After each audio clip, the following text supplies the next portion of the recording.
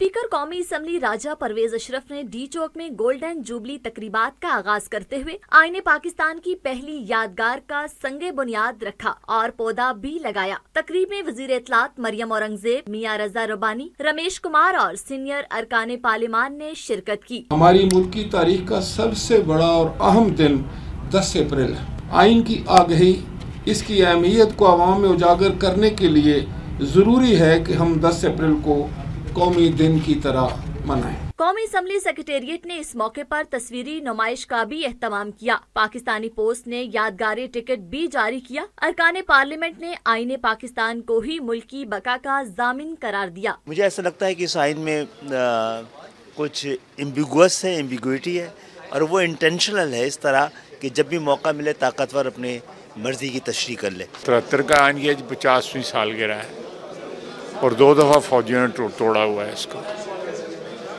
और अदलिया ने उसके ऊपर जो अंगूठा लगाया हुआ है।